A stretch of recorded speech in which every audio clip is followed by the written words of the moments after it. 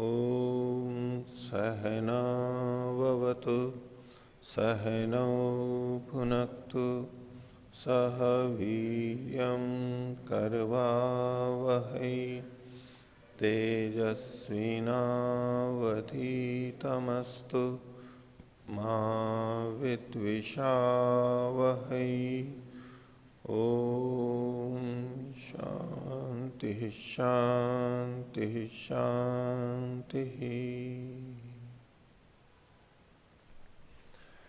वेदांत दर्शन की 64वीं कक्षा वेदांत दर्शन के तृतीय अध्याय का प्रथम पाठ चल रहा है और जिसमें आत्मा के एक शरीर को छोड़ के दूसरे शरीर में जाने की प्रक्रिया, उसमें प्राणों का साथ में जाना और वो प्राण सूक्ष्म शरीर के सूक्ष्म भूतों के आश्रय से जाते हैं इत्यादि बातें बताई गई। तो पिछले पाठ में से किन्हीं को पूछना है तो पूछ सकते हैं। पूछिए जी। तीसरे सूत्र में जो प्राण के विषय में जो चर्चा आई है, प्राण की गति के विषय में, तो यहाँ पर बताया है कि प्राण का जो आयतन है वो सूक्ष्म शरीर है, लेकिन जो सूक्ष्म शरीर है जब जाता है शरीर से निकल करके तो वो प्राण के आश्रित होकर के जाता है। तो ऐसे में तो प्राण को आयतन कहना चाहिए, आश्रय कहना चाहिए। आश्रय कहना चाहिए। हाँ, आपने ये कहा कि सूक्ष्म शरीर प्राण के आश्रय से जाता है, ये कैसे पता लगा? इसका वचन बताइए। ऐसा तो नहीं कहा इन्होंने यहाँ। वो ऐसा कहा हो तो फिर प्रश्न आगे बढ़ेगा। यही तो विषय चल रहा है कि जो सूक्ष्म शरीर है जब ये शरीर के मरने के बाद जब निकलता है तो कैसे ये गति करता है। नहीं, ये विषय नहीं है, ये विषय नहीं है। आत्मा जब दूसरे शरीर में जाता है तो वो किससे आविष्टित होके जाता है? तो क्या सूक्ष्म शरीर से जाता है। और आत्मा के साथ में प्राण भी जाते हैं। तो प्राण कैसे जाता है? प्राण अपने आप तो जा नहीं सकता, तो उसका आश्रय सूक्ष्म शरीर है या सूक्ष्म भूत है, ये बात यहां पर कही गई है। सूक्ष्म शरीर प्राण के आश्रय से जाता है ये नहीं कहा गया है। ऐसा कहा गया होता तो वो विपरीत पड़ता। तो ऐसा हो तो फिर उस पर विचार करेंगे, ऐसा कोई वचन हो तो। जी, इनकी जो भूमिका है जी वो तो वही है। क्या? देहांतर प्राप्तो प्रकृतम सूक्ष्म देह गमनम पोषयति। तो भूमिका यह है कि देहांतर की प्राप्ति में ये जो प्रकरण चल रहा है सूक्ष्म देह का गमन, उसकी पुष्टि कह रहे हैं। कैसे पुष्टि की? बोले प्राण की गति से। प्राण जाते हैं ये वचन हमारे को मिल रहा है और हमें ये पता है कि प्राण अपने आप नहीं जाते। तो प्राण गया है तो सूक्ष्म शरीर भी गया है, ये पता लगेगा। जैसे कोई व्यक्ति, कोई अंतरिक्ष यात्री पृथ्वी से चंद्रमा पर गया, ये कथन हुआ। एक वाहन, रॉकेट और ये जो भी उपग्रह है वो वहां गया। तो बोले वो वाहन और रॉकेट गया, ये तो आपने बताया, यहां कहीं लिखा हुआ ही नहीं है, तो क्या आपको कैसे पता लगा? तो बोले देखो ये मनुष्य के जाने का वहां पर लिखा हुआ है। तो मनुष्य गया है और मनुष्य बिना साधन के, रॉकेट आदि के, उपग्रह के जा नहीं सकता। तो जब मनुष्य के जाने का लिखा हुआ है, इसी से पुष्ट हो जाता है कि वाहन भी गया, अंतरिक्ष में वाहन भी गया। कुछ उस शैली से यहां पर कह रहे हैं कि सूक्ष्म शरीर जाता है, बोले ये लिखा हुआ नहीं है। पूर्व पक्षी की भूमिकाएं बनाई, सीधे सीधे लिखा हुआ नहीं है। तो पता कैसे लगा? बोले प्राणों के जाने का लिखा हुआ है वहां पर, और प्राण अपने आप जाते नहीं है, वाहन से ही जाते हैं, और वो वाहन सूक्ष्म शरीर ही है। इसलिए प्राणों के जाने से यह सिद्ध हुआ कि सूक्ष्म शरीर भी जाता है। ये इस शैली से प्रतिपादन है। अब इसमें यह नहीं कह रहे हैं वो कि प्राण की गति से सूक्ष्म शरीर जाता है, ये कथन नहीं है। मनुष्य की गति से रॉकेट चल करके जाता है, ये कथन नहीं है। तो इसलिए मनुष्य आश्रय हो गया उसका, ऐसा नहीं कथन। और कोई पूछिए। अच्छा जी, छठे सूत्र में ये जो इष्ट पूर्त वाला एक वाक्य दिया है, इसकी संगति कैसे बैठ रही है ऊपर के प्रसंग के साथ?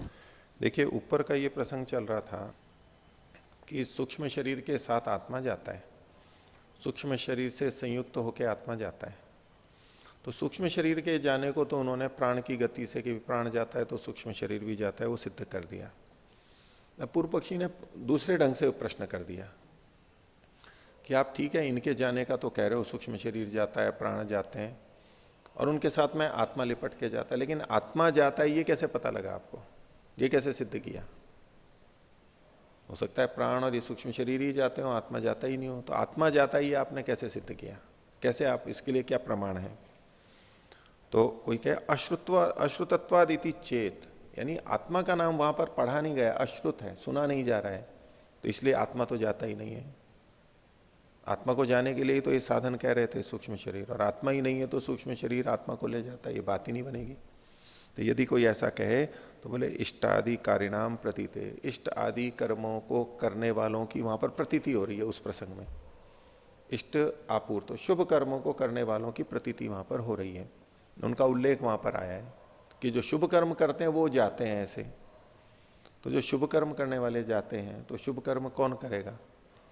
आत्मा से युक्त ही तो करेगा, आत्मा ही तो करता है। तो उस दृष्टि से आत्मा का भी ग्रहण यहां पर हो जाएगा, इस तरह से पुष्ट किया।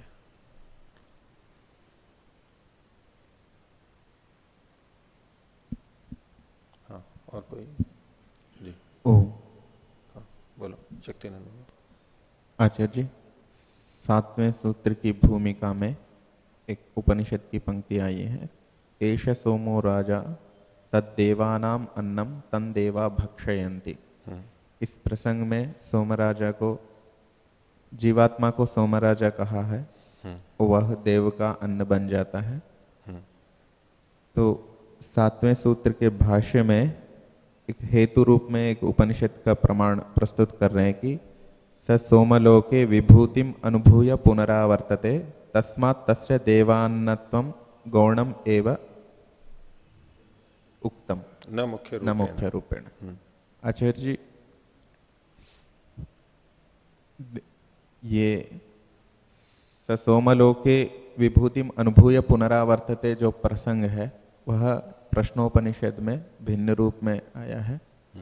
जो ओंकार के एकमात्रिक और द्विमात्रिक से क्या क्या परिणाम आते हैं इसका आया है, इसका हेतु कैसे बनेगा इस पंक्ति का? हाँ, देखिए इसमें वह सोमलोक में विभूति का अनुभव करके लौट के आता है। ये वहां प्रश्नोपनिषद में जो भी कारणों की ऐसी ऐसी साधना करने से, द्विमात्रिक से, ओम से, इससे जो सोमलोक को जाता है, इससे कोई आपत्ति नहीं है, वो तो जाता है जैसे भी जाता है, उसको यहां बताना मुख्य नहीं है। वहां पर जो कहा एश सोमो राजा, ये जो सोम राजा है यानी आत्मा के लिए कहा गया, और वो सोम मतलब श्रेष्ठ हो गया वहां पर अच्छे कर्म को करने से, और वो सोम लोक में जाता है। तो उस सोम आत्मा का जो लोक है वो सोमलोक भी कहलाएगा। प्रश्न यहां पर कि इस तरह से समाधान किया गया कि पूर्व पक्षी ने कहा था कि वो एक सोम राजा है, वो देवताओं का अन्न होता है और देवता उसको खा लेते हैं।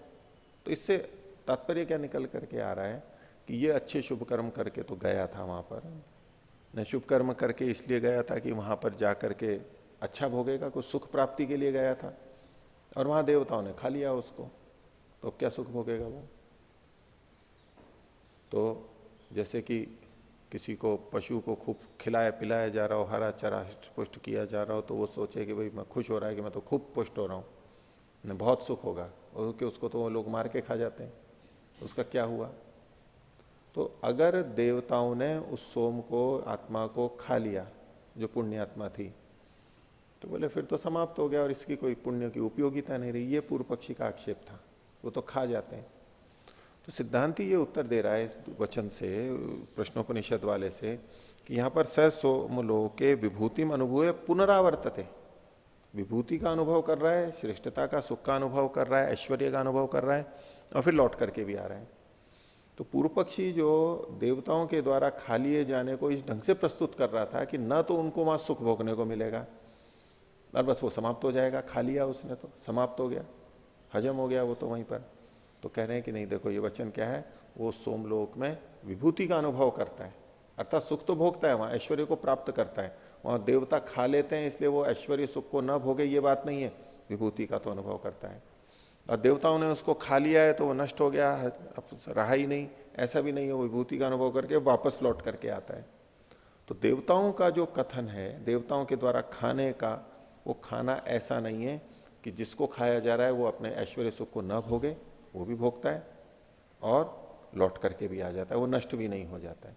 तो इस पुष्टि के द्वारा उस वचन का जो पूर्व पक्षी अर्थ ले रहा था, व्यर्थ हो रहा है, फिर देवता खा लेते हैं तो व्यर्थ होता है, तो बोले व्यर्थ नहीं हो रहा है, विभूति का भी अनुभव करता है फिर भी लौट के आता है, नष्ट नहीं होता है। इस दृष्टि से संगति है। इस पंक्ति का जो मुख्य तात्पर्य इस पर जोर है पुनरावर्तते के ऊपर आचार्य जी, और यहाँ जो विभूतिम अनुभूय जो है वह एक हीन दृष्टि से कहा गया, ठीक है, मुक्ति की दृष्टि नहीं, ये तो ठीक है कि जिस प्रश्नोपनिषद में जहां ये प्रसंग आया वहां ये निंदित अर्थ में ही प्रयोग किया गया कि उसने बहुत अच्छे कार्य किए, गया, बोले ऐश्वर्य भोग करके फिर लौट करके आ जाएगा, फिर वही वहीं ढाक के 3 पात, फिर उसी जगह पे आ जाएगा। इस रूप में निंदित तो कहा गया है, लेकिन इस वाक्य का प्रयोग पूर्व पक्षी के प्रश्न के आक्षेप के समाधान के लिए दिया जा सकता है, क्योंकि वो लौटना ही नहीं मान रहा था, वो वहां पर विभूति का अनुभव कर रहा है, यही नहीं मान रहा था कि देवता खा गए उसको। तो कम से कम इतना तो हो रहा है कि विभूति का अनुभव कर रहा है, लौट के आ रहा है।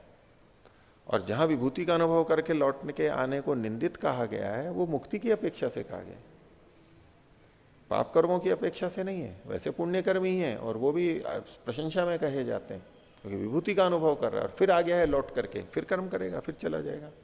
ये तो सापेक्ष रूप से निंदित कहा गया है इसको। वास्तव में ये पूर्णी तरह निंदित है, अशुभ कर्मों की तरह वो नहीं है कथन। ठीक है, धन्यवाद। और हाँ, ओम आचार्य जी 7वें सूत्र में और 4थे सूत्र में दोनों जगहों पे जिस ढंग से उत्तर दिया गया प्रश्नों का, तो उसमें था कि भाग तत्वात गौण होने से, तो हम कैसे शास्त्रों में मतलब इसको पहचान सकते हैं कि ये गौण कथन है और ये मुख्य कथन है? अगर हम व्यवहार में कोई बात होती है तो उसमें तो हम जान लेते हैं क्योंकि चीज़ें प्रत्यक्ष होती हैं, लेकिन जब परोक्ष वस्तु के विषय में कुछ बताया जा रहा हो तो उसमें कैसे निर्धारण करेंगे कि ये गौण है, ये मुख्य है? तो जैसा कि आपने कहा, लौकिक चीजों में तो हम जान लेते हैं, मुख्य अर्थ है जो पूरा घट जाता है, गौण अर्थ है, परोक्ष अर्थ है, अनुमानिक है कि मुख्य अर्थ नहीं घट रहा है तो हम परोक्ष अर्थ लेते हैं। जैसे कि ये व्यक्ति शेर है, ये व्यक्ति गधा है, अब ये जो वाक्य बोले गए हैं ये मुख्य अर्थ में घटते ही नहीं है, क्योंकि वो तो मनुष्य है, मनुष्य को कहा जा रहा है गधा या शेर। तो चूंकि वहां मुख्य अर्थ घट नहीं रहा होता है, इसलिए लौकिक दृष्टि से हमारे को चूंकि प्रत्यक्ष हो रहा है कि ये वास्तव में घट ही नहीं सकता है, तो हमेशा तात्पर्य फिर लिया जाता है, वक्ता का जो तात्पर्य था।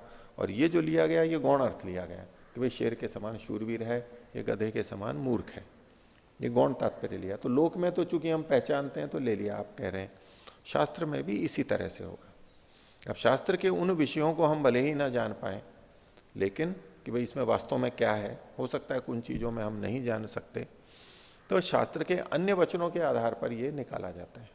अन्य जो सिद्धांत हैं, अन्य जगह जो कहे गए भाई ये तो हो ही नहीं सकता, इस दृष्टि से जब हम निर्णय करते हैं तो शास्त्र से ही शास्त्र की पुष्टि करते हुए कि यदि हम यहां मुख्य अर्थ लेंगे तो शास्त्र के इन दूसरे वचनों से विरोध आ जाएगा, इसलिए यहां पर गौण अर्थ ही लेना चाहिए। जैसे कि यहां पर कहा गया कि एश सोमो राजा तद देवानाम अन्नम तम देवा भक्षयंती, कि सोम राजा आत्मा देवताओं का अन्न है और देवता उसको खाते हैं।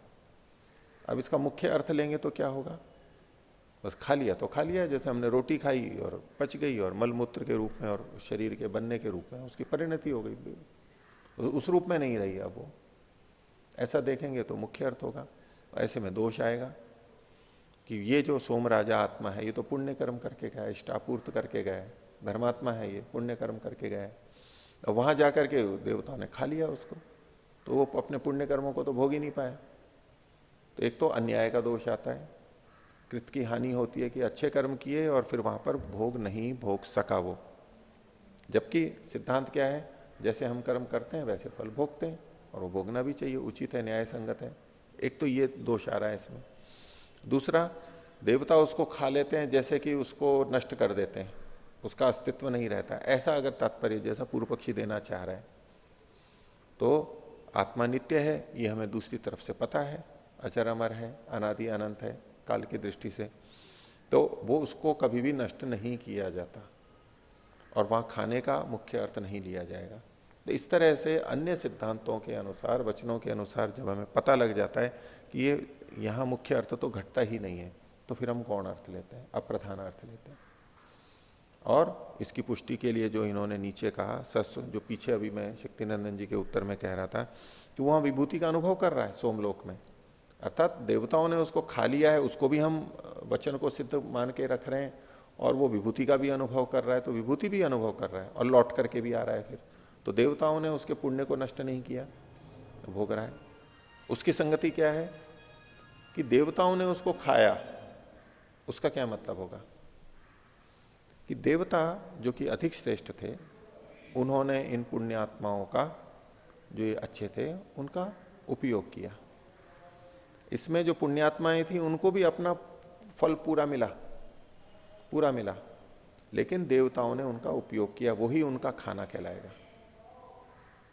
जैसे कि आजकल कोई नौकरी में जाते हैं, कंप्यूटर के उसमें आईटी में सेवाएं करते हैं और बड़ी उत्सुकता से बड़े बड़े वेतन लेते हैं, बड़ी कंपनियों से जुड़ते हैं।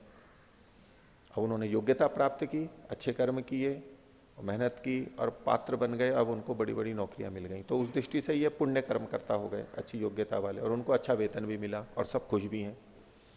अब जाकर के वो वहां पर काम करते हैं 5 घंटे, 8 घंटे, 10-12 घंटे, कितना भी अधिक अधिक करते हैं। खैर, एक तरह से उनका पूरा जीवन वहीं खप जाता है। वहां जाते हैं, आते हैं बड़े बड़े शहरों में, उसमें समय लगता है, 10-12 घंटे काम करते हैं और काम का बोझ भी होता है, घर आकर के भी काम करते रहते हैं। उनका खुद का जीवन क्या रहा, वहां काम करते रहते हैं, आए खाए पिए सो गए, सब कुछ भी नहीं ज्यादा जीवन में। तो एक तरह से जो मालिक हैं उन कंपनियों के, स्वामी हैं, उनके लिए वो काम कर रहे होते हैं, विदेशों में बैठे हैं, उनके लिए कार्य करते हैं यहीं भारत में बैठे बैठे। तो एक दृष्टि से देखें तो ये सब अपने अपने फलों को भोग भी रहे हैं अपनी योग्यता के अनुसार, प्रसन्न भी हैं। और दूसरी दृष्टि से देखेंगे तो ये जो काम करते हैं, इनको इनके किए गए काम से जितना लाभ मिलता है उसमें से कुछ तो इनको मिल जाता है, बाकी कौन किसके पास जाता है, मालिक के पास में चला जाता है। और मालिक की दृष्टि से देखें तो मालिक के लिए इतने जीवन काम कर रहे हैं, सैकड़ों हजारों लोग उसके लिए काम कर रहे होते हैं, तो एक तरह से वो उनके जीवन का उपयोग कर रहा होता है। अपने आप तो वो खुद कर नहीं सकता ऐसा अकेला, भले ही उसके पास पैसा हो, इनका तो उपयोग करना ही होता है। तो ये जो श्रेष्ठ हैं, इनको एक तरह से उस मालिक ने खा लिया, उनके जीवन को, उनका जीवन उसमें खप गया, और वो भी अपनी जगह है। तो मालिक ने उनके जीवन को खा लिया, उनका जीवन मालिक के लिए खप गया, इसका यह मतलब नहीं है कि उन्होंने अपने अपने लिए कुछ नहीं किया। उनको अच्छा वेतन मिला, खूब सुखी रहे, खूब संतुष्ट रहे, खूब अच्छी तरह से रहे, तो इससे उनके पुण्यों की समाप्ति नहीं होती। वो वापस अपने घर में आ जाते हैं, नौकरी छोड़ के फिर अपने घर में आ जाते हैं जब सेवानिवृत्त होते हैं या वैसे भी। तो इसी तरह से यहां पर मुख्य अर्थ चूंकि घट नहीं सकता है, शास्त्र के अन्य प्रमाणों से हम तुलना करते हैं, तो ये मूल सिद्धांत मान के चलते हैं कि शास्त्रों में परस्पर विरोध नहीं आएगा। शास्त्र की एक पंक्ति का हम वो अर्थ नहीं ले सकते जो दूसरे से विरुद्ध जा रहा हो, उसको अनुकूल ही लेना होता है। मुख्य अर्थ नहीं घटता है तो गौण अर्थ वहां पर घटेगा, तात्पर्य घटाना होता है, लक्षणा करनी होती है। तो इस तरह से निर्णय किया जाता है। बोलिए। तीसरे सूत्र के ही विषय में कि तीसरा सूत्र प्राण वाला जो है, तो जी क्या ये हम व्याप्ति बना सकेंगे कि जो आश्रित है तो उसके गमन पर आश्रय का भी गमन होगा, क्योंकि इसका तो व्यभिचार देखा जाता है। वहां नहीं बनेगा। मनुष्य का तो एक उदाहरण दिया, ठीक है, हम बिना उसके भी चलते हैं, बिना वाहनों को भी चलते हैं, देखो उदाहरण दिया गया। उस स्थिति के लिए मानिए जहां और कोई रास्ता नहीं था, टापू में बैठे हैं और वहां से आना है उड़ के, तो पैदल चल के आ नहीं सकते, तैर के आ नहीं सकते, तो या तो पानी का जहाज होगा या हवाई जहाज से होगा, साधन तो हमारे को लेना पड़ेगा। उस स्थिति में घटा लीजिए उसको, ठीक है। तो आगे चलते हैं। वेदांत दर्शन के तृतीय अध्याय का प्रथम पाद और 8वां सूत्र आगे हम प्रारंभ करते हैं, पृष्ठ संख्या 159।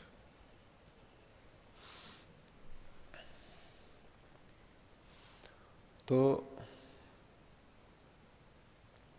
पीछे जो कहा गया था कि अपने सूक्ष्म शरीर के साथ में आत्मा जाता है, पुण्य कर्मों के अनुसार जाता है, तो जब वहां पुण्यों के अनुसार जाता है, उसको भोगता है, और भोगने के बाद में या पाप कर्मों के कारण भी कहीं जाता है, जिस जिस शैली से कि यहां से यहां गया, यहां गया, ये जो कुछ क्रम बता रखा है, तो वहां से जब लौट के आता है, लौटने की बात कही गई है, तो लौटने का क्या तरीका है, कैसे आता है, उस प्रसंग में आगे 8वें सूत्र में कहा गया है। तो कहा कृतात्यये अनुशयवान दृष्ट स्मृतिभ्याम यथेतम अनेवम च। कृतात्यये कर्म के क्षीण हो जाने पर, जो कर्म किए थे उनके फल के भोग लेने पर, चाहे पुण्य हो चाहे पाप हो, भोग लेने पे जितना जितना हम भोगते जाते हैं उतना उतना वो कर्माशय कम होता चला जाता है। तो जब उनको जिस कर्माशय के कारण वहां गए थे वो कर्माशय पूरा भोग लिया गया, तो ऐसा कृतात्यय उसके समाप्त हो जाने पर। अनुशयवान जो संस्कारों से युक्त है वो ऐसा आत्मा, संस्कारों से युक्त जो है वह यथा इतम, जैसा यहां से गया था, जैसा यहां से गया था, यानी जिस शैली से, जिस जिस क्रम से, जिस सीढ़ी से एक एक क्रम से गया था, यथा इतम अन एवं च, एवं न, यानी वापस जो लौट करके आता है वो वैसा ही नहीं आता है। नीचे से चढ़ के गए तो पहले पहली सीढ़ी, फिर दूसरी, तीसरी, 5वीं, 15वीं, ऊपर तक पहुंच गए, 15-20 तक सीढ़ियां पार करके। अब जब वो लौट करके आएगा तब फिर 1, 2, 3 से नहीं आएगा, वो फिर उल्टा आता है, 15, 14, 13 ऐसे विपरीत क्रम से आता है। श्रृंखला तो वही रहती है, लेकिन पहले आरोह क्रम था, फिर अवरोह क्रम हो जाता है, भिन्न क्रम से हो जाता है। तो जैसे यहां से गया था अन एवं च, वैसे ही लौट करके नहीं आता है, उसी क्रम से, भिन्न क्रम से आता है, विपरीत क्रम से आता है। और ये कैसे सिद्ध होता है? दृष्टि स्मृतिभ्याम, दृष्टि से और स्मृति से। दृष्टि मतलब शास्त्र में वचन मिलते हैं, वेदों में, और स्मृति स्मृति ग्रंथों में भी मिलते हैं। तो देखिए इसी बात को समझा रहे हैं भाष्य में। एक पहले वचन दे रहे हैं, तस्मिन यावत संपातम उषित्वा अथैतम एव अध्वानम पुनर्निवर्तन्ते यथेतम। इसको उठा के फिर प्रश्न करेंगे। देखा तस्मिन, उसमें जहां वो गया है, यावत संपातम, जब तक कर्म क्षय नहीं हो जाता है, उसका संपात मतलब तो वैसे गिरना होता है, लेकिन कर्म का पूरा क्षय जिसके लिए वो गया, वो जब तक वो नहीं हो जाता, तो यावत संपातम, जब तक उसका कर्म रहता है, जब तक कर्म समाप्त नहीं हो जाता है, तब तक उषित्वा वहां रह करके, अथ एतम एव अध्वानम पुनर्निवर्तन्ते, जैसे यहां से उस मार्ग से गया था उसी से ही फिर लौट करके आता है। उस मार्ग को जिसमें गया था उसको भी यथा इतम, जैसे गया था फिर वैसे ही लौट करके आ जाता है, पुनर्निवर्तन्ते, उसी से लौट करके आ जाता है।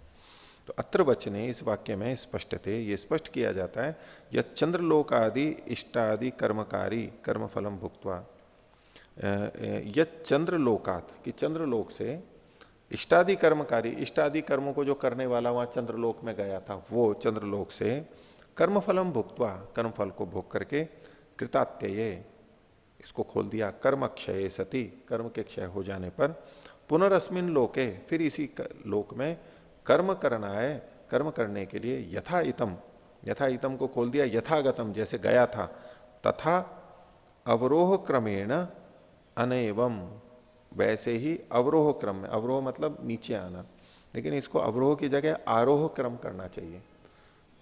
तथा आरोह क्रमेण, आरोह क्रम से, जिस क्रम से गया था, अनएवं, ऐसा नहीं होता है। फिर क्या होता है? अपितु, लेकिन प्रातिलोम में न किला आगच्छति, विपरीत, प्रतिलोम से विपरीत रूप से आता है। सच अनुशयवान कर्म संस्कारवान सन, वो अनुशय वाला, अनुशय वाले को खोल दिया इन्होंने, कर्म के संस्कार वाला, यानी वासना रूप संस्कार वाला, सन पुनरागच्छति इति विज्ञेयम, वो फिर से आता है, ये जानना चाहिए। अब ये जो ऊपर की पंक्ति है पहली छंदोग्य की, क्या कहती है? तस्मिन यावत संपातम उषित्वा, तब तक वहां रह करके यथेतम, जैसे यहां से गया था, यथेतम अध्वानम, जिस रास्ते से वो गया था, पुनर्निवर्तनते यथेतम, जैसे गया था उसी से ही लौट करके आता है। तो जैसे कि हम लोक भाषा में भी बोल देते हैं, भाई यहां से आप दिल्ली गए, बोले लौटेंगे किस रास्ते से? उसी रास्ते से लौट के आएंगे। भाई जैसे गए थे वैसे ही लौट के आओगे। अब जैसे गए थे वैसे ही लौट के आओगे, उसका ये मतलब थोड़ा ना कि अजमेर से दिल्ली जा रहे हैं तो वही पहले किशनगढ़ आएगा और फिर जयपुर आएगा और फिर बहरोड आएगा, रेवाड़ी आएगा और फिर वहां पर जाएंगे। तो बोले लौटना है तो फिर वही किशनगढ़ और वो होते हुए जाएंगे, ऐसा मतलब थोड़ा ना होता है। भले ही ये कहा गया हो कि जिस रास्ते से गए थे उसी रास्ते से, जिस क्रम से गए थे उसी क्रम से लौट के आना, बिल्कुल वैसे जैसे गए थे वैसे ही लौट के आ जाना, कोई दिक्कत नहीं आएगी। तो उसका मतलब ये नहीं होता है। वहां होता है कि आएगा तो प्रतिलोम गति से ही, विपरीत क्रम से आएगा। तो ऐसे ही ये जो जाता है जिस क्रम से, उसी से लौट के आता है, इसका मतलब ये नहीं कि उसी क्रम से आ रहा है। ये इन्होंने स्पष्ट किया है यहां पर। आगे देखिए, कुतो गम्यते अनुशयवान आगच्छति, ये जो लौट के आता है, लौट के आता है ये तो हो गया अनवयवम, वैसा नहीं आता है, भिन्न क्रम से आता है, विपरीत क्रम से आता है। तो बोले ये जो अनुशयवान कहा गया, ये कैसे सिद्ध करोगे? कुतो गम्यते अनुशयवान आगच्छति, अनुशयवान कैसे लौट के आता है, कैसे सिद्ध होता है? तो दृष्ट स्मृतिभ्याम, साक्षात श्रुति वचनात् स्मृतेश्च। दृष्ट का मतलब देखा गया, यानी प्रत्यक्ष साक्षात जो वचन है श्रुति का, और स्मृति से प्रमाण दे रहे हैं। श्रुतिस्तावत तदवचनात् अग्रे ही पठ्यते, इस विषय में श्रुति वहीं उसके आगे पढ़ी गई है। कैसे? तो उसके लिए उन्होंने कहा यही छंदोगे का, तद्य इह रमणीय चरणा अभ्यासो हयत्ते रमणीयाम योनिम आपत्तेरन। तो जो यहां पर इस संसार में रमणीय कर्मों को करने वाले हैं, शुभ कर्मों को करने वाले हैं, आनंददायक कर्मों को करने वाले हैं, वे अभ्यास शीघ्र ही यत्ते, जो उसकी रमणीय योनियां हैं, शरीर हैं, स्थान हैं, उनको आपत्तेरन, उनको प्राप्त कर जाते हैं, प्राप्त कर लेते हैं, प्राप्त कर जाएं। अतः यही है कपूय चरणा, जो यहां पर अधम निंदित कर्मों को करते हैं, कपूय, वो शीघ्र ही यत्ते कपूयाम योनिम आपत्तेरन, वो गर्हित योनियों को, गर्हित शरीरों को, लोगों को प्राप्त कर लेते हैं। आगे स्मृति खलवपी, स्मृति भी कहती है चंद्रादि लोके अपि आवृतिर निमित्त सद्भावात, कि चंद्र आदि लोक से भी, लोक में भी जो रहते हैं वो भी, वहां से भी आवृत्ति होती है, लौट करके आते हैं। चंद्रलोक का मतलब ये चंद्रलोक नहीं सीधे सीधे, ये जो चंद्रमा है वहां पर जाकर के पुण्यात्माएं रहती हैं, वो नहीं कहा जा रहा है। चंद्रलोक का मतलब जहां आह्लाद होता है, प्रसन्नता होती है, अनुकूलता रहती है, ऐसे लोग। ऐसी पृथ्वियां हो सकती हैं, उसको आप पृथ्वी कह लीजिए, चंद्रमा है, क्योंकि ये भी आह्लादकारक होता है, इसलिए इसको भी चंद्रमा कह देते हैं। तो ऐसे अच्छे स्थानों पर वो जन्म लेता है, तो वहां से भी आवृत्ति हो जाती है। क्यों? निमित्त सद्भावात, क्योंकि वहां कारण विद्यमान है उसके लौटने का, निमित्त है। और वो कारण क्या है? वो अविवेक है, वो कुसंस्कार है, अविद्या है, ये जो कारण है उसके कारण, उससे वो वापस लौट करके आ जाता है। अब इसके ऊपर पूर्व पक्षी फिर प्रश्न कर रहा है कि जो आपने कहा कि आत्मा लौट के आता है और वो अनुशयवान होता है, अनुशयवान मतलब कर्मजन्य जो संस्कार हैं, वासना रूप संस्कार हैं, उनसे कारण से लौट करके आता है, अविद्या के कारण। कर्म तो भोग लिया उसने। तो उसके ऊपर पूर्व पक्षी अगर ये कहे कि चरणादिति चेतना, बोले यहां तो चरण शब्द लिखा हुआ है, चरण शब्द तो गति क्रिया के लिए आता है, संस्कारों के लिए थोड़ा ना आता है, गति के लिए आता है। कपूय चरणा, रमणीय चरणा, ये जो सारे हैं, ये तो कर्म के लिए आता है, कर्म करने के लिए। यहाँ ये थोड़ा लिखा है कि उसके संस्कार और वासनाएं शेष रहती हैं, विद्या शेष रहती हैं, इसलिए वो लौट करके आता है। तो कहा चरणादिति चेत, ऐसा कोई कहे कि ये तो नहीं होगा, तो बोले कि ना, ऐसा कथन ठीक नहीं है। उपलक्षणार्थ इति कार्ष्णाजिनी, उपलक्षणार्थे, उपलक्षणार्था इति कार्ष्णाजिनी, कार्ष्णाजिनी आचार्य का नाम है। उनका कहना है कि ये जो चरण शब्द कहा गया है यहां तो उपलक्षण से कहा गया है, कि चरणों के अनुसार, कपूय या रमणीय चरणों के पाप पुण्य कर्मों के अनुसार वहां जाते हैं, ये तो उपलक्षण के से कहा गया। वास्तव में तो उस संस्कार के कारण ही वहां पर जाता है वो। भाष्य देखिए, देहांतर प्राप्त कुतो अनुशय कारणम उच्यते, तो देहांतर की प्राप्ति में इसमें अनुशय को आप कारण कैसे कह रहे हो? यहां पर सूत्र में जो अनुशय कहा गया यावता, जबकि चरणम आचरणम तत्र पठ्यते, वहां तो चरण शब्द पढ़ा गया है। चरण का मतलब होता है आचरण, तो अनुशय की संस्कारों की तो बात ही नहीं है। उस वचन को बोल रहे हैं रमणीय चरणा कपूय चरणा, चरण शब्द पढ़े हैं यहां पर। तो आगे कहते हैं तदा तो चरणमेव देहांतर प्राप्त कारणम भवेद इति चेद उच्चेता। तो इसलिए वहां पर तो चरण ही देहांतर की प्राप्ति में कारण होगा, आचरण यानी कर्म ही देहांतर की प्राप्ति में कारण होगा। भवेद इसको ठीक कर लीजिए, भ के ए को हटा के वे पे व पे, भवेद इति चेद उच्चेता। अगर कोई ऐसा कहे यानी अनुशय को वो हटा रहा है, संस्कारों को हटा रहा है, बस कर्म के अनुसार ही जाता है, कर्म के अनुसार ही लौट करके आता है, ऐसा अगर कोई कहे तो न नैवम वक्तव्यम, ये तो ही, क्योंकि उपलक्षणार्था ही कार्ष्णाजनी जिनी, कार्ष्णाजनी नाम के आचार्य इसको उपलक्षण यानी गौण रूप से कथन करते हैं। अत्र वचने चरण श्रुति उपलक्षणार्था, चरण का जो कथन मिल रहा है ये गौण कथन है। सा अनुशयम एव उपलक्षयति, सा अनुशयम एव अपलक्षयति, जो जो चरण की श्रुति है वह अनुशय को ही लक्षित करती है, वहां अनुशय ही मतलब है, संस्कार ही लक्षित है। खोल रहे हैं, यद्यपि चरण शब्द आचरण पर्याय है, ये तो ठीक बात है कि चरण शब्द आचरण का पर्यायवाची है, एक ही बात है, परंतु कृतात्य ये कर्म क्षय चरण से आचरण से कुतः प्रसंग। तो जब यहां कृतात्य कह दिया गया, कर्म का क्षय हो गया, तो जिन कर्मों के कारण गया था वो भोग लेने पे वो कर्म तो समाप्त हो गए, तो फिर कर्मों के कारण वापस आता है ये थोड़ा ना कहा जाएगा, वापस तो वो संस्कारों के कारण से आएगा। कर्म किए भोगने के लिए गया, कर्म भोग लिए, तो उन कर्मों के कारण तो आएगा नहीं, इसलिए संस्कारों के कारण से आता है, ये इनका कहना है। तो परंतु कृतात्य ये कर्म क्षय चरण से आचरण से कुतः प्रसंग, कृतस्य फल भुगते है अनंतरम तु अनुशय संस्कारो वासना भावो व तिष्ठत्येव। तो किए हुए फल के कर्म के भोग लेने के बाद में तो जो अनुशय संस्कार है यानी वासना भाव, वासना है, वासना का भाव है, साथ व तिष्ठत्येव, संस्कार रहता है या वासना रहती है एक ही बात है, वो तो रहता ही है। ये न प्रेरितो देहांतरम गच्छति, जिससे प्रेरित होता हुआ वो फिर उसके बाद दूसरे जन्म को धारण करता है, शरीर को धारण करता है। तस्मादत्र चरण शब्दों अनुशयम एवं उपलक्षयति, इसलिए यहां पर चरण शब्द अनुशय को ही बताता है। गंगायाम घोष एव इति कार्ष्णाजनिर मन्यते, जैसे गंगायाम घोष है, गंगा में घर है या झोपड़ी है, बस्ती है, तो उसका क्या मतलब होगा? गंगा के किनारे है, गंगा के ऊपर तो हो नहीं सकती, बीच में तो हो नहीं सकती, तो गंगा के किनारे है। ये जो लाक्षणिक अर्थ लेते हैं, उपलक्षण अर्थ लेते हैं, तो इसी तरह यहां भी समझना चाहिए। ये एक बात, एक उत्तर हुआ। अब इसके ऊपर फिर प्रश्न उठ रहा है जो 10वें सूत्र में बताया, और फिर उत्तर भी 10वें सूत्र में है। अनर्थक्यम इति चेत न तद अपेक्षत्वात्, बोले कि यदि आप यहां उपलक्षण से अनुशय को, वासना को ही मानेंगे, तो वहां जो चरण शब्द या कर्म शब्द पढ़ा गया है वो तो व्यर्थ हो जाएगा। वहां इस कर्म शब्द लिखा क्यों है वहां पर? तो अनर्थक्यम इति चेत, ऐसा करोगे तो अनर्थक हो जाएगा, वहां तो सीधे चरण शब्द लिखा हुआ है, तो क्यों नहीं कर्म से ही जाता है ये मान लें हम। तो अनर्थकता अगर कोई कहे तो बोले नहीं, तद अपेक्षत्वात्, अनर्थक नहीं है, सार्थक है। जाता तो अनुशय के कारण ही है, वासनाओं के कारण ही है, लेकिन कहां जाएगा? वो कर्मों के अनुसार जाएगा।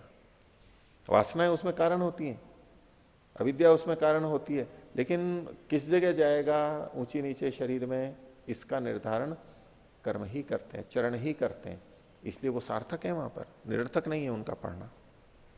भाष्य देखिए, तत्र श्रुतौ चरण शब्द से अनर्थक्यम प्रसज्येता इति चेत उच्चेता। कोई आक्षेप करे कि श्रुति में जो चरण शब्द है वो तो व्यर्थ हो जाएगा यदि अनुशय ही अर्थ ले लेंगे तो उसका उत्तर है न तद अपेक्षत्वात् न वाच्यम, ऐसा नहीं कहना चाहिए। क्यों? नहीं चरण शब्दों अत्र अनर्थ का, चरण शब्द अनर्थक तो नहीं हुआ, क्यों नहीं होता है? सार्थकता बता रहे हैं, यतो ही तद अपेक्षत्वात्, क्योंकि उसकी तद अपेक्ष होने से, तद अपेक्षत्वात् को खोल रहे हैं, तस्य चरण से अपेक्षा अनुशय वर्तते, जो अनुशय वासना है जिसके कारण देहांतर में प्राप्त हो रहा है, उसको चरणों की, कर्म की, कर्माशय की अपेक्षा होती ही है। अनुशयो ही खलु चरणापेक्षो भवती इति सूच्यते, जो अनुशय है वो चरण की अपेक्षा वाला होता है, ये सूचित होता है, ये हमें शास्त्रों से पता ही लगता है। जैसे कि उन्होंने एक वचन दिया, आचारहीनम न पुनंति वेदाः, जो आचरण से हीन है उसको वेद भी पवित्र नहीं कर पाते। आचरण से जो हीन है उसको वेद भी पवित्र नहीं कर पाते। तो एक तरफ तो आचरण की चीज है और उसके साथ साथ ये पवित्रता संस्कारों वासनाओं की है, तो ये दो चीजें साथ में चलती हैं। तो ये वशिष्ठ धर्मशास्त्र का वचन दिया है। और आगे कह रहे हैं आचारात विच्युतो, आचारात विच्युतो विप्रो न वेद फलम अश्नुते। विच्युतो और विप्रो इनको अलग अलग कर लीजिए। आचाराद विच्युतो, आचार से जो च्युत हो गया है, हट गया है, ऐसा जो विप्र यानी ब्राह्मण विद्वान है, न वेद फलम अश्नुते, वेद के फल को वो प्राप्त नहीं कर सकता। यानी वेद पढ़ा है उसने, शास्त्र पढ़े हैं, ज्ञान है, संस्कार है, वासनाएं हैं, यानी शुभ वासनाएं हैं, लेकिन फिर भी उसके फल को प्राप्त नहीं कर पाता क्योंकि आचार नहीं है, आचरण नहीं है, कर्म पुण्य नहीं है। तो ये तो एक दूसरे की अपेक्षा रखते ही हैं। आचार्य तो संयुक्त है संपूर्ण फल भाग भवेद, और जो आचरण से संयुक्त हो जाता है वो उस वेद आदि शास्त्रों के पढ़ने के पूरे फल को प्राप्त करता है। तो कर्म का तो अपेक्षा है, कर्म की अपेक्षा तो है ही। इति आचारस्य अवश्यम भावित्वात्, आचार के तो आचरण के तो अवश्यम भावी होने से वो तो होना ही है। इसलिए जब हम चरण को उपलक्षण से अनुशय अर्थ में लेंगे तो उसका यह मतलब नहीं है कि चरण शब्द वहां पर व्यर्थ हो रहा है, वो तो साथ में अपेक्षित है ही। हो गया। आगे देखिए 11वां सूत्र। सुकृत दुष्कृते एव इति बादरी ही, वाह है बा कर लीजिए इसको। बादरी आचार्य क्या कहते हैं, ये तो सुकृत और दुष्कृत ही है, जो लाते ले जाते हैं वो सुकृत दुष्कृत से ही ले जाते हैं। केवल सुकृत ही नहीं होते, दुष्कृत भी होते हैं, बुरे कर्म भी होते हैं। भाष्य सुकृतम दुष्कृतम च उभय विधम उभय विधम कर्म चरणम चरणाभिधेयम इति। सुकृत और दुष्कृत ये दोनों ही मिलकर के जो कर्म है वो चरण शब्द से, चरण नाम से कहे जाते हैं। ये दोनों ही मिलकर के चरण है, केवल पुण्य ही नहीं, केवल पाप ही नहीं। इति बादरी आचार्यो मन्यते तत्र तन्मते। तो बादरी आचार्य के मत में क्या है, रमणीय चरणा कपूय चरणा इति च लिंगम। इससे पता लगता है कि रमणीय चरण यानी चरण के पहले रमणीय विशेषण लगाया, और कपूय चरण चरण के पहले कपूय लगाया, तो ये सुकृत और दुष्कृत दोनों ही प्रकार के होते हैं और वो साथ में जाते हैं। इसको अब दूसरे ढंग से देखिए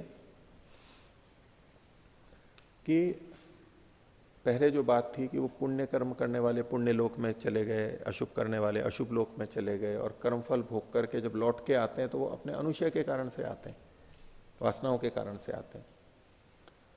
तो कर्म भी तो शेष रहते हैं।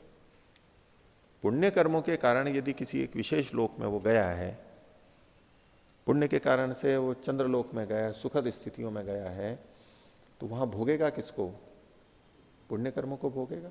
जितना अच्छा वो भोग रहा है वो कम हो जाएंगे। लेकिन उसके अलावा भी तो कर्म है उसके, वो समाप्त थोड़ा ना हो गए हैं। वो उसके कुछ ऐसे पुण्य कर्म जो वहां पर नहीं भोगे जाते वो भी पुण्य हैं, और पाप कर्म तो बचे हुए हैं ही उसके। तो लौट करके भी आता है तो वो कर्मवशात लौट के आता है, ये स्वीकार किया जा सकता है। हाँ, इससे ये वासना का या अनुशय का निषेध नहीं कर रहे हैं, वो तो साथ में रहेंगे ही, अविद्या तो साथ में रहेगी ही। लेकिन जैसे कर्माशय के कारण गया था तो कर्माशय के कारण ही दूसरे शरीर को भी प्राप्त कर रहा है, वापस यहां लौट करके आ रहा है। ये नहीं कह सकते कि कर्माशय के कारण गया था और भोग लिया तो अब कैसे आएगा, ये सारे थोड़ा ना भोगे उसने। इसी तरह से पाप कर्म के कारण से जो नरक योनियों में जाते हैं, नरक लोकों में जाते हैं, जहां बहुत दुख होता है, प्रतिकूलता है, वहां गया, अब वहां भोगने के बाद में वापस लौट के आएगा। तो वहां भोगा क्या है उसने, अपने पाप कर्मों को भोगा है। तो जितने पाप कर्मों को भोगा है वो क्षीण हो गए। अब उसके कुछ पाप कर्म ऐसे भी बच सकते हैं जो कि वहां भोगे ही नहीं जा सकते उन नरक लोकों में, तो वो भी बचे हुए होंगे। और पुण्य कर्म तो बचे हुए हैं ही, भले ही अभी पाप कर्म अधिक हो गए, इससे पाप योनियों में, नरक योनियों में चला गया वो नरक लोकों में, लेकिन कोई भी व्यक्ति ऐसा नहीं होता जो केवल पाप ही पाप करता है, पुण्य भी तो होते हैं। तो पाप कर्म भोग भी लिए तो पुण्य कर्म जो बचे हैं उसके अनुसार वो वापस आएगा, वापस कर्म करने का अवसर मिलेगा, वापस कुछ अनुकूल वातावरण में आएगा वो। तो कर्म के कारण ये सुकृत और दुष्कृत चूंकि साथ में रहते हैं, इसलिए जिसको भोगा है उसके दूसरे वाले बचे हुए हैं। ये बादरी आचार्य का मत, इस ढंग से इस सूत्र को देख सकते हैं। पर इससे अनुशय का निषेध भी नहीं होता है, क्योंकि कर्माशय शेष बचा हुआ है और अविद्या नहीं है तो भी वो फल नहीं देगा। तो वो तो अनुशय तो साथ में विद्यमान है ही। लेकिन केवल अनुशय है, केवल वासना है और कर्माशय नहीं है तो भी नहीं होता है, क्योंकि कर्माशय के अनुसार ही तो ऊंच नीच कर्म फल मिलेंगे उसको। तो वासना भी साथ में होगी और कर्माशय भी होगा, दोनों मिल करके काम करते हैं। आगे अब जो इन्होंने चंद्रलोक में जाने की बात कही थी, तो उसको प्रथम दृष्टया तो हमने यही देखा था, ऐसे ही व्याख्या हुई थी कि वहां पर पुण्य कर्मों से जाते हैं, पुण्य कर्मों से जाते हैं। लेकिन इसके साथ साथ ये कह रहे हैं कि वहां पर जो पुण्य कर्म नहीं करते हैं वो भी वहां पर जाते हैं। देखिए 12वां सूत्र, अनिष्टाधिकारिणाम अपि च श्रुतम। जो अनिष्ट आदि को करने वाले हैं, अधर्म करते हैं, पाप करते हैं, उनका भी चंद्रलोक में जाना सुना जाता है। शास्त्र में उनके लिए भी कहा गया है। तो केवल पुण्य ही वाले जाते हैं ऐसा नहीं है, दूसरे भी जाते हैं। कैसे, उसका क्या तात्पर्य है वो भाष्य में खोलेंगे आगे। तो अनिष्टाधिकारिणाम अपि चंद्रलोक गमनम श्रुतम, उनका भी चंद्रलोक में जाना सुना जाता है, वचन मिलता है। कैसे, ये वचन दिया इन्होंने कौशिकी उपनिषद का, ये वही के च अस्मात् लोकात् प्रयंती, जो कोई भी इस लोक से जाते हैं, जो कोई भी, ये वही के च, ये के च, जो कोई भी। अब इसमें कोई छांटा नहीं गया है कि पुण्य करने वाले ही जाते हैं या पाप करने वाले, जो कोई भी। चंद्रमसम एवं ते सर्वे गच्छन्ति, वो सारे के सारे चंद्रलोक को जाते हैं। जो भी इस लोक से जाएगा, इस मृत्यु होगी, वो सब सारे के सारे चंद्रलोक की तरफ जाएंगे। यदाच ते चंद्रमसम गच्छन्ति पुनश्च ततः प्रत्यागच्छन्ति इत्यपि विज्ञेयम्। और जब वो चंद्रलोक की तरफ जाते हैं तो वहां से लौट के भी आते हैं, ये भी समझ लेना चाहिए। तो इसके साथ साथ जुड़ा हुआ ही है, अलग से उसको सिद्ध ना भी करें तो भी अपने आप में इससे भी सिद्ध हो जाता है। तो सब जने जाते हैं। तो अब जब ये बात हुई कि सब जने जाते हैं, तो फिर अंतर क्या हुआ? पुण्य कर्म करने वाले भी चंद्रलोक जा रहे हैं, पुण्य करने वाले भी चंद्रलोक में जा रहे हैं, तो फिर अंतर क्या हुआ? भेद क्या हुआ? फिर क्यों कोई पुण्य कर्म करेगा, क्यों पाप कर्म नहीं करेगा? तो अब जब ये प्रश्न उठ जाएगा कि सभी जाते हैं, तो फिर ये कैसे बात बनेगी, अच्छे बुरे कर्म करने वाले? तो उसके भेद को 13वें सूत्र में बताया जा रहा है। संयमने तु अनुभूय इतरेशम आरोहावरोह तत्गति दर्शनात्। संयमने, संयम में, उस यमलोक में, अनुभूय अनुभव करके, इतरेशम दूसरों का, तो आरोहावरोह, केवल आरोह और अवरोह ही होता है, जाते हैं और लौट करके आ जाते हैं, जाके और रुकते नहीं है, रुकते नहीं है, केवल उनको दर्शन कराया जाता है कि देखो ये भी लोक है, ये देखो तुमने शुभ कर्म नहीं किए थे तो देखो ये लोग दूसरे यहां पर हैं, तुम केवल देखो और देख करके लौट करके आ जाओ। तो जाते तो हैं चंद्रमा लोक में, लेकिन बस उसके किनारे पे जा करके वापस लौट करके आ जाते हैं। देखिए भाष्य में यही बात कही। तो संयमनम, संयमन को खोल रहे हैं। यम शब्द है संयमन, तो यम सदनम, संयमन का मतलब यम का जो सदन है, यम का जो घर है, उसको कहां पर? पृथ्वी तो मेघ मंडलांतम आद्युलोकम वायुम वायुमयम अंतरिक्षम। यम सदन कौन सा है? पृथ्वी से लेकर के मेघ मंडल के अंतिम अंत पर्यंत, द्विलोक तक, मेघ मंडल का अंत और द्विलोक, उसको पास पास मान के बोल रहे हैं। उस वायु को वायुम वायुमयम अंतरिक्षम, जो वायु से युक्त अंतरिक्ष है, उसको तत्रत्याह तत्रावस्था अनुभूय, वहां स्थित उस अवस्था का अनुभव करके, ते अनिष्टाधिकारिणों, अनिष्टादि को करने वाले, अस्मिन लोके पुनरागच्छन्ति, इस लोक में फिर से आ जाते हैं। तेषाम न चंद्रमसी गमनम भवती, चंद्रमा, चंद्रलोक में नहीं जाना होता उनको, उस ओर जाते हैं। भोगार्थम एवं तत्र गंतव्यम, क्योंकि चंद्रलोक में तो वही जाएंगे जिनको भोग भोगना होगा, उसका उस तरह का पुण्य होगा, वही वहां पर जाएंगे। न च तत्र तेषाम भोगैर भवितव्यम अनिष्ट कर्मत्वात्, उनके तो भोग उनके हो ही नहीं सकते, क्योंकि वो अनिष्ट कर्म वाले हैं। अनिष्ट कर्म होने से उनके उतने अच्छे कर्म नहीं है कि वहां जाएं। इतरेशम आरोहावरोहो इष्टकारिभ्यो ये खलु इतरे संति, अच्छे शुभ कर्म करने वालों से भिन्न जो दूसरे व्यक्ति हैं उनका, तेषाम अनिष्टाधिकारिणाम, उन अनिष्ट कर्म करने वालों का, संयमने यानी यम सदने, वायुमय अंतरिक्षे, वायुमय अंतरिक्ष में, किला आरोहणम, आरोहण होता है, आरोहण को खोला, अधस्ताद ऊपरी गमनम, नीचे से ऊपर जाना, यह आरोहण हो गया। मेघमंडलांतरम यावत चंद्रमसः पृष्ठम, मेघमंडल के अंत में बाद में जहां तक चंद्रलोक की पृष्ठ आ जाती है, सीमा आ जाती है, वहां तक, उसके किनारे तक। पुनश्च ततो अवरोहणम उपरिष्टात अधः प्रत्यावर्तनम भवति, वहां से फिर अवरोहण यानी ऊपर जाकर के फिर प्रत्यावर्तन लौटना उनका शुरू हो जाता है। तदगति दर्शनात्, कि तत्र संयमने गमनम तो समानम दर्शयति वेदः, उस संयमन में गमन तो दोनों का समान होता है, ये वेद बताता है। कैसे? वैवस्वतम संगमनम जनानाम, ऋग्वेद का अथर्वेद का है अंश है। तो जनानाम मतलब लोगों का, संगमनम यानी न्यायालय है वो। कौन? वैवस्वतम, वैवस्वत का मतलब है ब्रह्म, यहां पर लिया गया है। वैवस्वत का मतलब है विशेषेण वस्ते आच्छादयति थी। वैवस्वत विशेष रूप से जो वस्ते यानी आच्छादयति, वो वैवस्वत है। तो वो सब जनों का संगमन है, स्थान है, न्यायालय है, वो सब उसमें एक बार जाएंगे। तो जना नाम, जना को खोल रहे हैं, जायमाना नाम जो उत्पन्न होने वाले हैं, उत्पद्यमाना नाम जो आगे भविष्य में उत्पन्न होने वाले हैं, उनका सर्वेशम सबका, संयमने उसको खोल दिया, यम सदने, यम के सदन में गमनम भवत्येव, जाना ही होता है।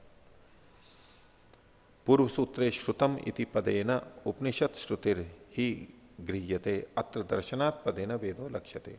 तो पहले सूत्र में इन्होंने श्रुतम कहा था, तो श्रुत शब्द से तो उपनिषद को ग्रहण किया इन्होंने, और यहां पर दर्शनात्, तदगति दर्शनात्, तो दर्शन शब्द से यहां पर वेद लक्षित होता है, क्योंकि वहां साक्षात ये वचन दिखाई देता है।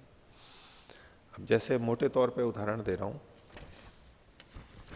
दो ढंग से, एक तो था कि चंद्रलोक तक वो जाते हैं, उसको बस उसके किनारे से ही लौट करके आ जाते हैं, कि किसी को अच्छे स्थान पर ले गए, अच्छे भोजनालय में ले गए, और बाहर से ही बस उसको बस थोड़ी सी सुगंध आएगी, लोगों को खाते हुए देखेगा और उसको लौटा करके ले आए, खींच करके ले आए।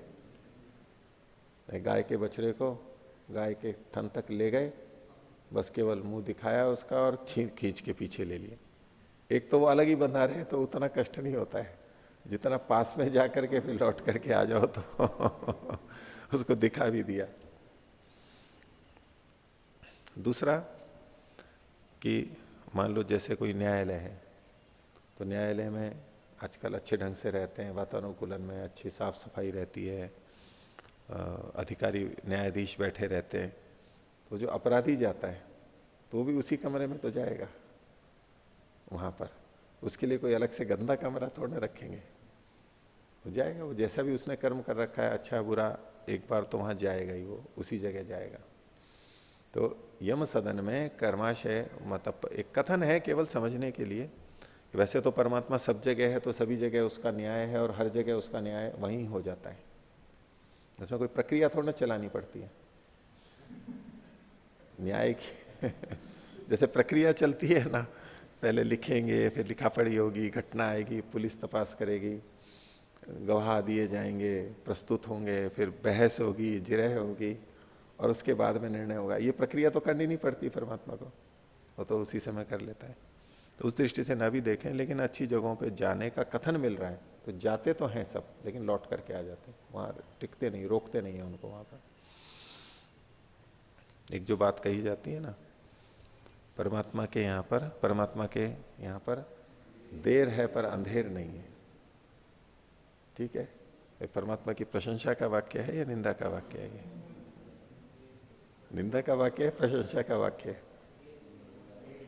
नहीं, लोग जो बोलते हैं वो प्रशंसा में बोलते हैं, क्योंकि बोले हमारे को तो फल ही नहीं मिला, पता नहीं कब मिलेगा। बोले हाँ देर तो है, लेकिन अंधेर नहीं है वहां पर, वो अंधेर नहीं है, इस पे मुख्यता है, प्रशंसा है, लेकिन देर तो है, ये तो साथ में स्वीकार कर लिया उसने। लेकिन परमात्मा के यहां पर देर भी नहीं है, परमात्मा के यहां न्याय में न तो देर है और न अंधेर है। और देरी कैसे? देरी कैसे? बोले जी देरी तो होती है, अभी हमने किया, बोले कि अगले जन्म में मिलेगा फल, हमको तो अभी चाहिए, देर तो है ही परमात्मा के यहां पर। तो ये परमात्मा के न्याय में देरी नहीं है, वहां ये न्यायालय वाली प्रक्रिया नहीं चलती है, वो तो उसको सब प्रत्यक्ष है, सारा पता है उसको किसने कितना गलत किया है, सही किया है। तो न्याय के दो भाग हो गए। एक तो ये निर्णय करना कि इसने गलत किया है और सही किया है। न्याय तो इतना ही कहलाता है ना, न्यायाधीश फल थोड़ा देता है कि उसी दिन भुगतगा देगा सारा का सारा। वो तो इतना ही तो करता है, ये इसने ये किया, इसका ये दंड है, इसका ये दंड है, इसको ये पुरस्कार है, इसको छोड़ देना है, इतना कर देता है ना केवल। तो परमात्मा तो हाथों हाथ कर लेता है। जैसे कर्म किए, पुण्य है तो पुण्य में चला गया, पाप है तो पाप में चला गया, इसका इतना सुख या सुख साधन मिलेंगे, इसके दुख या दुख का साधन मिलेगा, वो तो हाथों हाथ हो गया। इसमें देर कहां है? फिर देर कहां होती है? वो फल देने के अंदर होती है। भाई फल देने में तो होगी, अब इतने सारे कर्म कर लिए तो उनका फल एकदम तो होता ही नहीं है, हो ही नहीं सकता। अब कई बार न्यायाधीश उनको दंड दे देते हैं। अब एक व्यक्ति ने मान लो 20 जनों की हत्या कर दी, 12 जनों की। अभी वो बंबई में एक घटना घट गई, एक व्यक्ति ने अपने परिवार के और लोगों को भी बुलाया और सबको मार दिया और खुद ने भी फिर फांसी लगा ली। ऐसी कुछ घटना हुई है अभी। वो तो खैर मर गया, लेकिन जिंदा हो किसी ने 20, 50, 100 कत्ल कर दिए हों, अब उनको दंड देंगे तो एक हत्या के पीछे कितना दंड? मान लो आजीवन कारावास या जो भी बोलते हैं, मान लो 16 साल, 18 साल, 20 साल।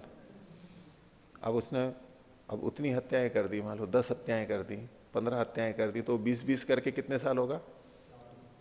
300 साल, 200 साल, जैसा भी होगा। अब उसको उतना तो वो जी ही नहीं सकता है।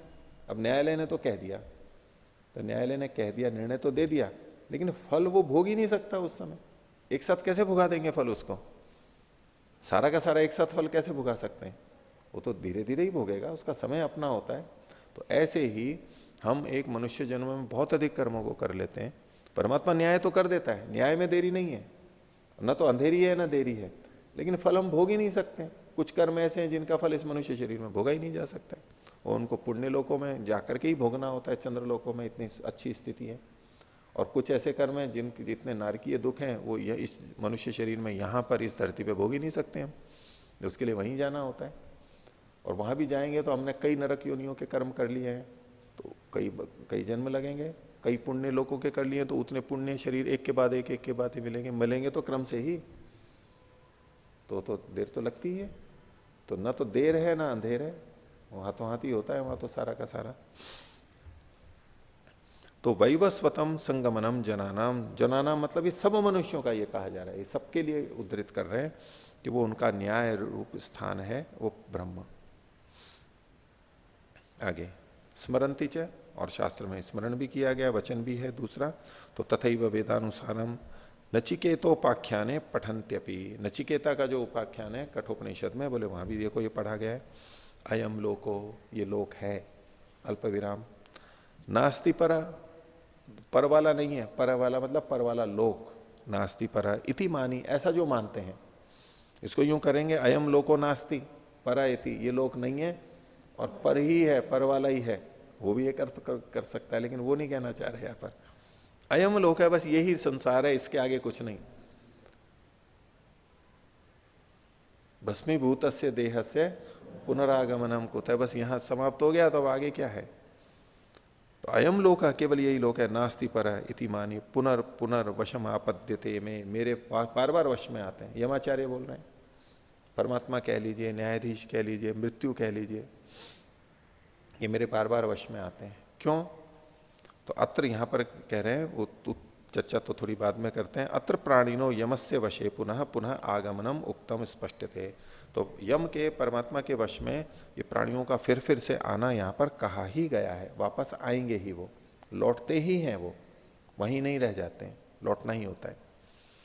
तो ये क्या मतलब हो गया कि जो केवल इसी लोक को मानता है, परलोक को नहीं मानता है, वो बार बार जन्म लेता रहता है। यानी जो पुनर्जन्म को नहीं मानता, परलोक को नहीं मानता, वो बार बार जन्म लेता रहता है। और जो परलोक को मानता है, वो परलोक मुक्ति को भी जो मानता है, वो पुनर्जन्म को मानता है, मुक्ति को मानता है, वो गलत कार्य नहीं करेगा। जिसको ये पता है कि हम मर गए, उसके बाद में कोई लेन देन नहीं, यावत जीवेत सुखम जीवेत, वही चार्वाक वाला मत आ जाएगा। ऋणम कृत्वा घृतम पिबेत, ऋण ले लेकर के खूब भोगो, भस्मीभूत से देह से पुनरागमनम कुत। जिसको ये पता है कि इस जन्म के बाद कुछ होता ही नहीं है, बस केवल यही है, तो क्यों नहीं मरते मरते कुछ भी छल कपट करके और ले जाएगा। बोले अब हो भी जाए कर लो, मैं तो मर जाऊंगा, फिर ये किसको पकड़ेंगे, मेरा क्या बिगाड़ेंगे, करते रहेंगे। और चलो अभी हो भी गया, मैंने दिवालिया निकाल लिया, लोगों के पैसे ले लिए और दिए नहीं, कोर्ट केस चल रहा है, चलता रहेगा, मेरा क्या जाता है, मैं खाता पीता रहूंगा, फिर एक दिन मर जाऊंगा, इनके बच्चे करते रहेंगे कि मेरा क्या जाता है, मैं तो चला जाऊंगा। तो जब व्यक्ति ये देखता है कि आगे मैं रहूंगा नहीं, कर्मफल मुझे मिलेगा नहीं, बस यही जन्म है, यही लोक है, वो तो गलत कर्म करेगा ही। और गलत कर्म करेगा तो बार बार वश में आएगा नहीं, बार बार निकृष्ट योनियों में जाएगा, वो उस रूप में वश में जाएगा, अवनति होगी उसकी, उन्नति होगी ही नहीं। ऐसा ही चलता रहेगा तो, और उन्नति नहीं होगी तो क्या होगा, जन्म मरण यही चलता रहेगा। और जिसने परलोक को भी समझ रखा है कि इस जन्म में नहीं तो आगे मेरे को कर्म का फल मिलेगा, तो वो सुधार की तरफ जाएगा। यद्यपि उसके भी कुछ जन्म और होंगे, लेकिन उन जन्मों को करते करते वो ऊपर चलाता जाता जाता जाता और इस जन्म मरण के बंधन से छूट जाएगा, मुक्ति में जा सकता है। तो इसलिए ये यमाचार्य ने नचिकेता को कहा अयम लोक है, केवल यही लोक है, नास्ति पर इति मानी पुनर्वशमापत्यते में। तो ये वापस लौट करके आते हैं, तो ये कहना चाहते हैं। और इसके पहले की पंक्ति भी है, जो कठोपनिषद का ये वचन है, ये दूसरी पंक्ति है। वो पहले का क्या है,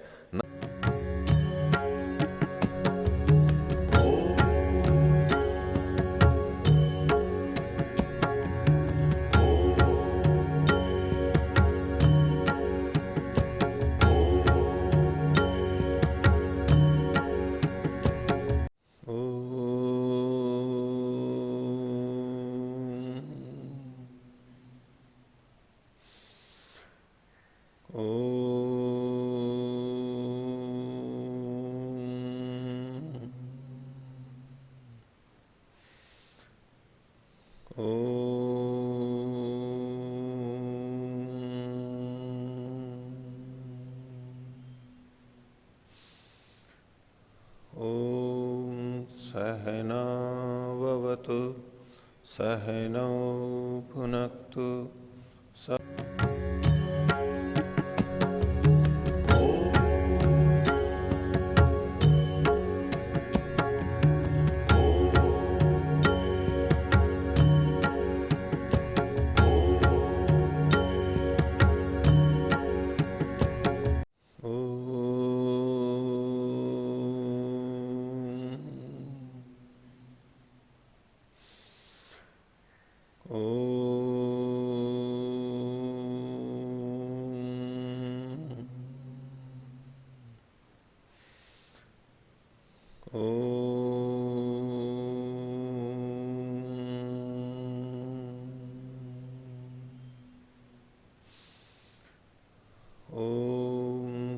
सहनावतु सहनौ भुनक्तु सह वीर्यं करवावहै तेजस्विनावधीतमस्तु मा विद्विषावहै। ओम शांति शांति शांति।